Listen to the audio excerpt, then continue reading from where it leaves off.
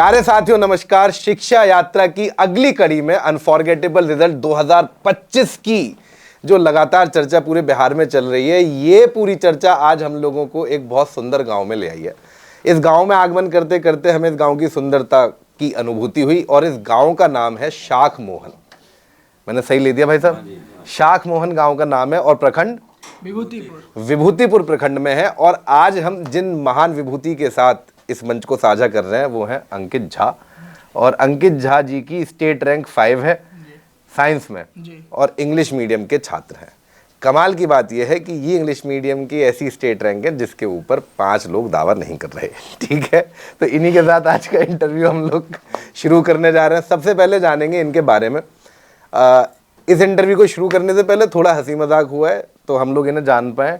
अगर ये अपने पूरे कैरेक्टर में रहे तो ये इंटरव्यू को आपको देखने में बहुत मज़ा आने वाला है। और इसके अलावा जितनी जानकारी इन्हें है, मुझे ऐसा लगता है कि अगर आप इस पूरे इंटरव्यू को देखेंगे तो कुछ अच्छी टिप्स आपको मिलने वाली हैं, ना कि सिर्फ बोर्ड एग्जाम में अच्छा करने के लिए। दरअसल इंग्लिश मीडियम के स्टूडेंट्स के लगातार ये सवाल आते रहते हैं कि सर क्या इंग्लिश मीडियम से पढ़कर बिहार बोर्ड में टॉप करना मुमकिन है? और लगातार हम 2 साल से चीख रहे हैं हाँ मुमकिन है, लेकिन अब उसके नतीजे आने लगे हैं। तो बिना देर करे, बिना समय खराब करे चलते हैं सीधे कहाँ, झा साहब के पास। बताएं सरकार अपने बारे में पूरी जानकारी, कैमरे को बता दीजिए, बच्चे यहाँ से सब जान लेंगे। मेरा नाम अंकित कुमार है। मेरे पिताजी का नाम डॉक्टर मोहन कुमार झा है, जो कि एक ग्रामीण चिकित्सक हैं। मेरी माँ का नाम हीरा कुमारी है, जो कि एक हाउसवाइफ। मेरी एक बड़ी बहन है जो कि ग्रेजुएशन पास होकर और जनरल कंपटीशन की तैयारी कर रही है। मैं बेगूसराय जीडी कॉलेज से +2 की पढ़ाई किया।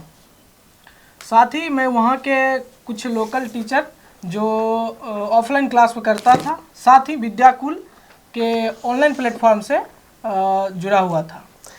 तो जी ये जो छात्र हैं इन्होंने हुंकार 2026 के साथ साथ यहाँ पे बेगूसराय में 2025 हाँ यार 2025 हुंकार, बीच बीच में प्रमोशन भी तो डालना है 2026 का यार, तो इसी बहाने हो जाएगा।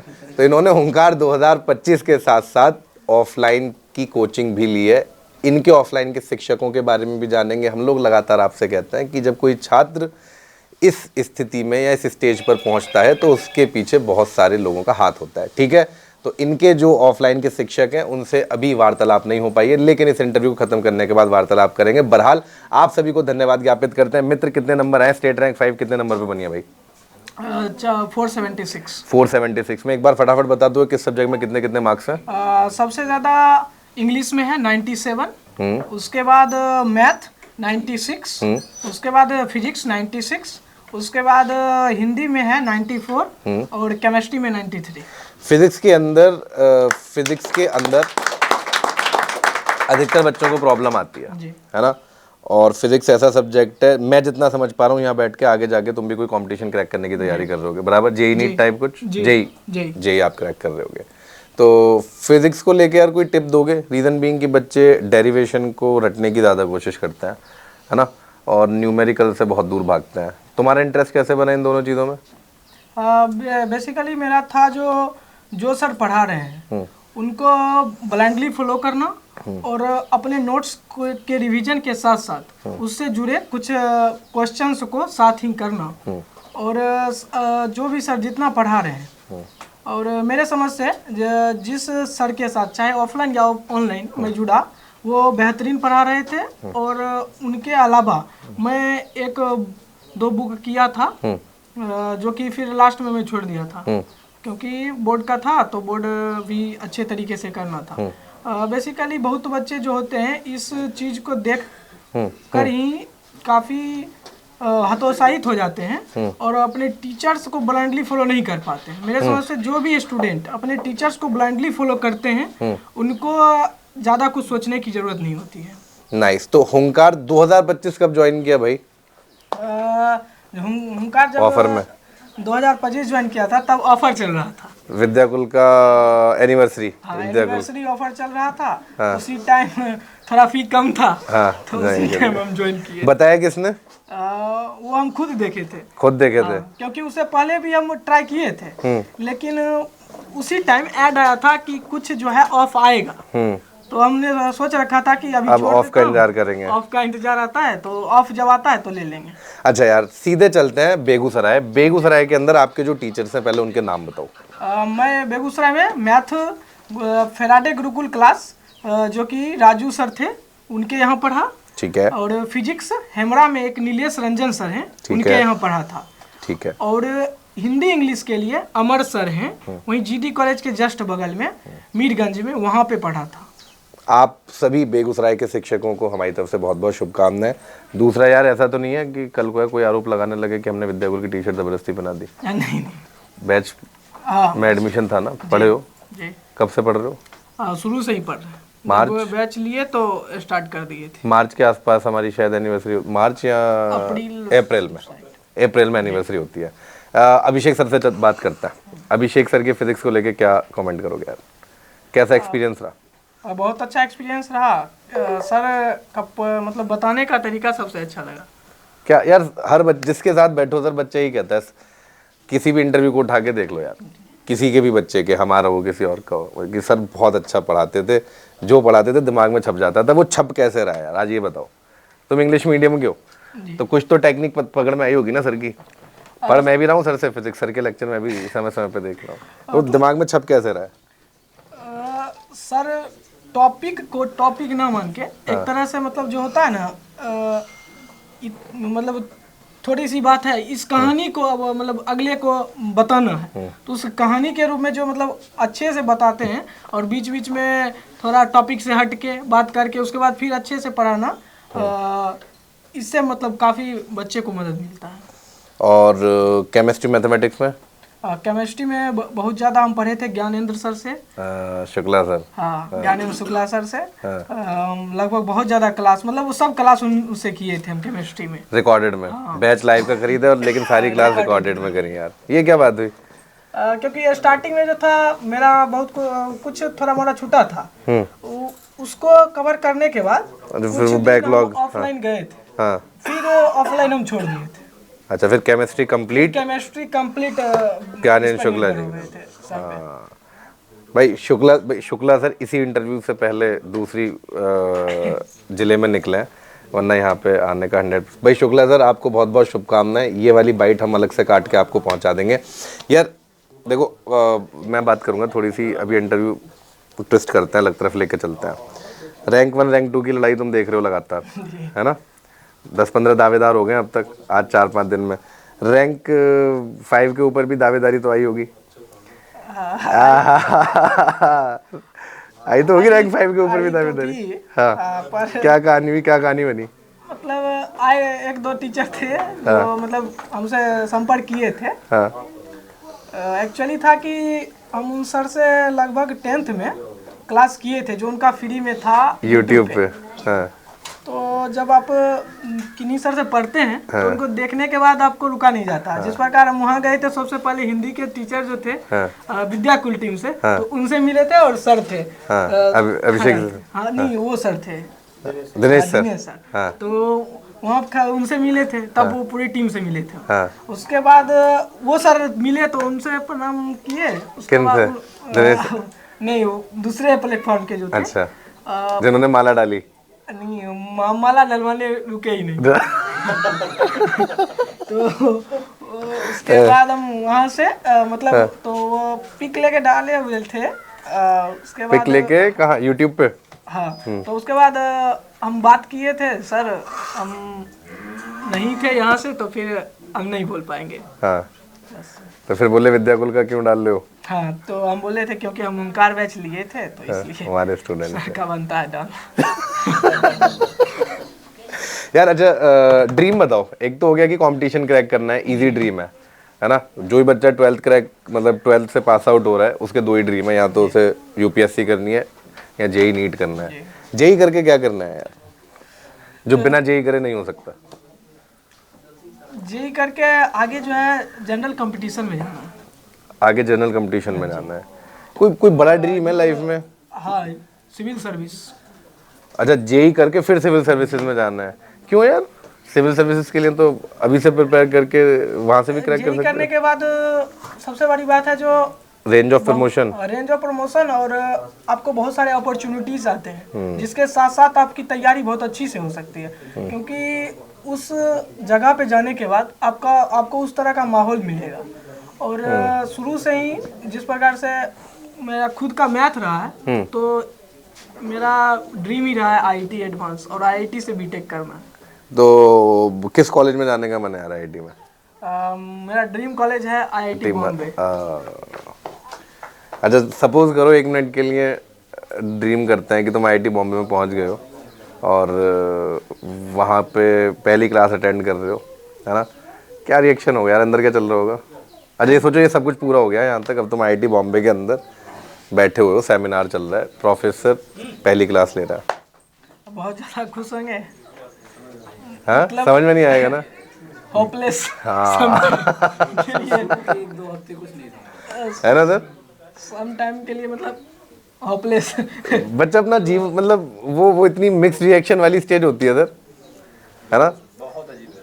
अश्विन सर आप एनआईटी से आते हो, क्या रिएक्शन रहता है सर जब डे 1 पे आप जाते हो? बच्चा सपना देखता है यहाँ बैठ के कि मैं उस कॉलेज के अंदर अपने एकेडमिक्स को कंप्लीट कर रहा हूँ, ग्रेजुएशन कंप्लीट कर रहा हूँ, देन सडनली एक दिन आता है कि जब आपका वो सपना पूरा होता है, क्या थॉट्स होता है? मैं तो सर रो गया था वहाँ पे क्लास के अंदर सर? हाँ, क्योंकि वहाँ पे ऐसा सिनेरियो था, मैं भी बिहार से ही पला बड़ा हूँ, बक्सर के बक्सर से ही। तो जब मैं अचानक से वहाँ पे पहुँचा तो मुझे लगा कि यार हम लोगों ने तैयारी तो बहुत अच्छी करी, फाइट बहुत अच्छा किया, लेकिन ये वही वाली बात आती थी कि ये कौन लोग हैं जो साफ़ सुथरे कपड़े पहने हैं, अच्छे खासे इंग्लिश बोल रहे हैं, और वो सर कॉलेज ऐसा है एनआईटी जिसमें एनआरआई वगैरह भी बहुत थे। तो एक बार को ये भी लगता था कि यार हम क्यों आ गए, क्या हम इस चीज़ के लिए इतनी मेहनत करते थे? लेकिन जब 2 दिन 3 दिन रहे और ख़ास करके जब वहाँ प्रोफेसर के हम लोग टच में आए, तब हम लोग को बहुत स्पेशल फील हुआ। और सर बहुत सारी वहाँ की लर्निंग्स है, और ऐसे कॉलेजेस में सर मुझे लगता है कि बेस्ट पार्ट छोटा सा ये है, प्रोफेसर तो सिखाएंगे, वहाँ का माहौल बहुत कुछ सिखाएगा, वहाँ के स्टूडेंट प्रोफेसर से भी ज़्यादा कुछ सिखाएंगे। तो ये सर बहुत बेस्ट चीज़ है। क्या क्या सिखाएंगे सर? अब जैसे बहुत सारी चीज़ें हैं, मैं अपने टाइम पे नहीं जानता था कि ये ब्लॉकचेन क्या है, जो आज ट्रेंड में चला हुआ है। एआई की क्लाउड कंप्यूटिंग में सर 2nd ईयर में जानता था, जो आज सबसे ज़्यादा पीक पे है।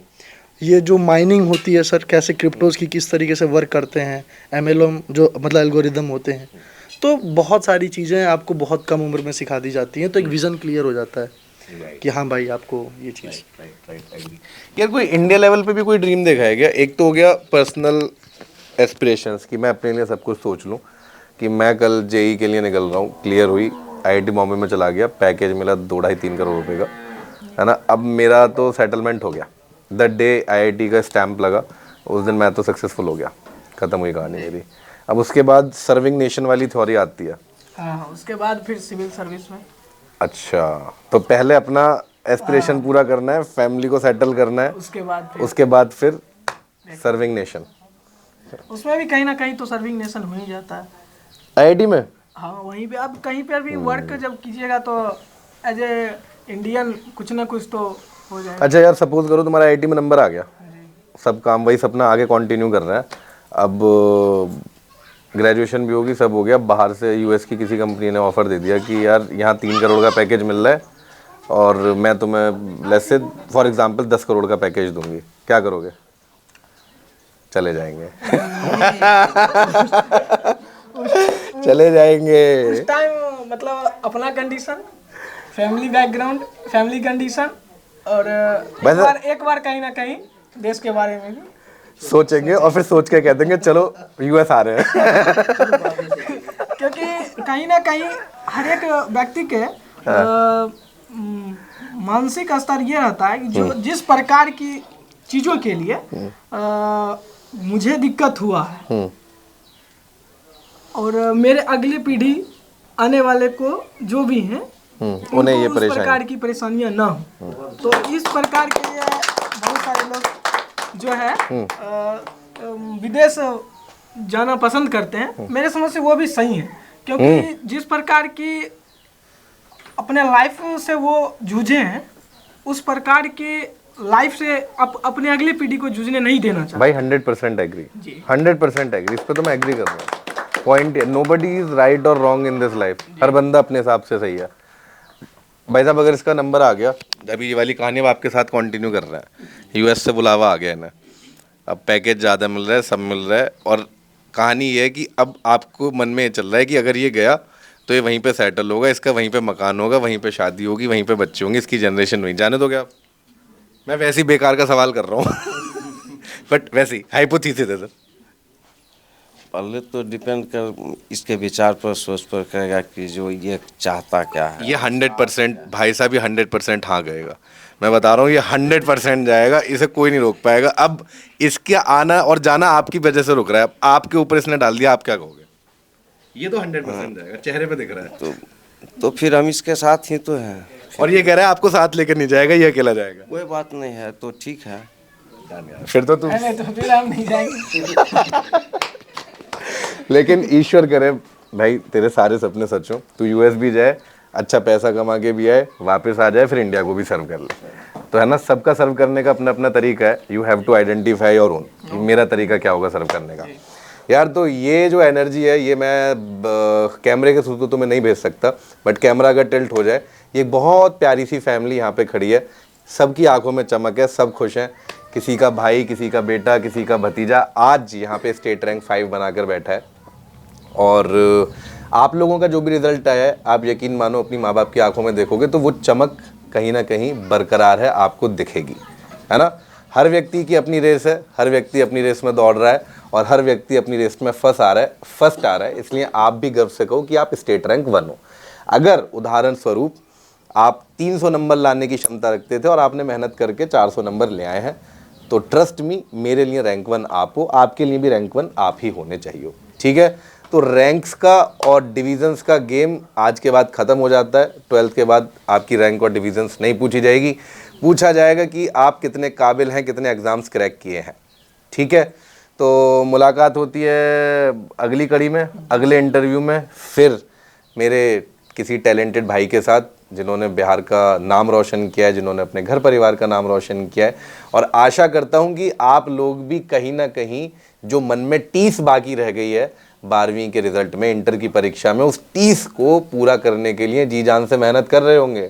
और अगर नहीं कर रहे हैं दोस्त, तो यकीन मानो तुम्हें ज़रूरत है कि कोई तुम्हारे कान पकड़े और टाँ टाँ 2 लगाए, जिससे कि तुम फटाफट से नींद से जगो और अपने लक्ष्य की ओर बढ़ जाओ, ठीक है जी।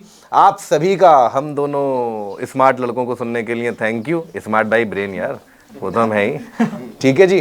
फिर मुलाकात होती है नई कहानी के साथ, जहाँ पे एक और प्रतिभा से आपको मिलाएंगे।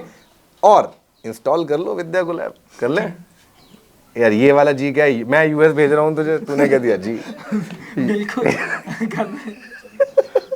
ठीक है साथियों, thank you so very much, धन्यवाद।